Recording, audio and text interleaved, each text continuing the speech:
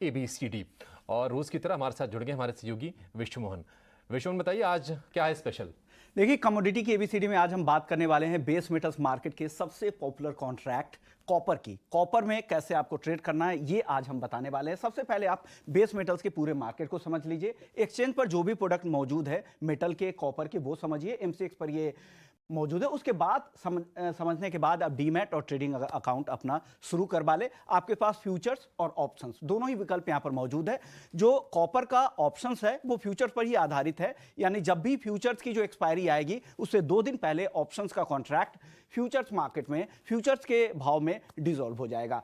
चलिए अब बात करते हैं दूसरे हिस्से की, इसकी बारीकियां क्या है। अगर वायदा में आपको ट्रेड करना है तो कुछ आम बातें जरूर जाननी है। जैसे महीने के पहले दिन इसका कॉन्ट्रैक्ट लॉन्च होता है, पहले दिन से शुरुआत होती है और जिसकी एक्सपायरी होती है महीने के आखिरी दिन होती है। हालांकि अगर उस दिन अगर हॉलीडे हो तो एक दिन पहले भी इसकी एक्सपायरी हो सकती है। दूसरा, सुबह 9 से रात के 11:30 तक इसकी ट्रेडिंग का जो समय है वो फ्यूचर ऑप्शन दोनों मार्केट में। अब लॉट साइज की बात आती है क्योंकि ये बहुत ही अहम हिस्सा है। 2500 किलोग्राम का लॉट है, यानी 2500 का लॉट है, यानी जो भी कॉन्ट्रैक्ट का प्राइस होगा, मान लीजिए अभी 630 के आसपास है और 2500 लॉट साइज है, तो ये टोटल कॉन्ट्रैक्ट साइज है। तो मार्जिन इसी हिसाब से कैलकुलेट होगा क्योंकि 10 से 12% के आसपास का मार्जिन होता है। अधिकतम कितना आप लॉट ले सकते हैं, तो 70 मीट्रिक टन का अधिकतम ऑर्डर साइज आप ले सकते हैं। और जो टिक साइज का मतलब हुआ कि भाव में कितना बदलाव होगा, तो एक बार भाव में सिर्फ 5 पैसा ऊपर नीचे होगा, तो ये एक टिक साइज हो गया। और डिलीवरी यहां पर कंपलसरी तौर पर लेना है पूरे ही बेस मेटल और पूरे ही मेटल के मार्केट में।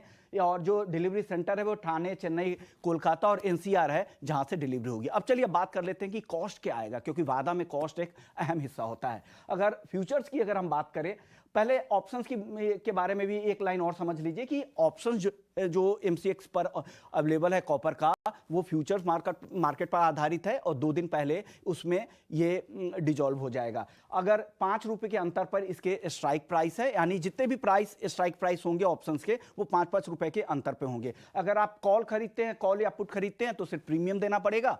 कॉल या फिर पुट राइटर है तो आपको मार्जिन भरकर यहां पर ट्रेड करना पड़ेगा। अब वायदा बाजार में आपको क्या कॉस्ट ओवरऑल आएगा ये समझ लीजिए। तो अगर कॉस्ट की अगर बात करें तो फ्यूचर्स मार्केट पे मौजूदा प्राइस के आसपास, मान लीजिए अगर कॉपर का प्राइस अगर 630 के आसपास है तो आपको शुरुआती मार्जिन 12 से 15% देना होगा। अगर रुपी टर्न में बात करें तो 1.25 लाख रुपए के आसपास आपको यहां पर शुरुआती मार्जिन देना पड़ेगा। लेकिन अगर आप ऑप्शंस बायर हैं तो आपके लिए चिंता नहीं है, सिर्फ प्रीमियम भरकर आप ये कॉन्ट्रैक्ट ले सकते हैं। लेकिन वही ऑप्शन सेलर है तो फिर मार्जिन फ्यूचर्स की तरह आपको देना पड़ेगा। और अब इसकी अहमियत समझिए।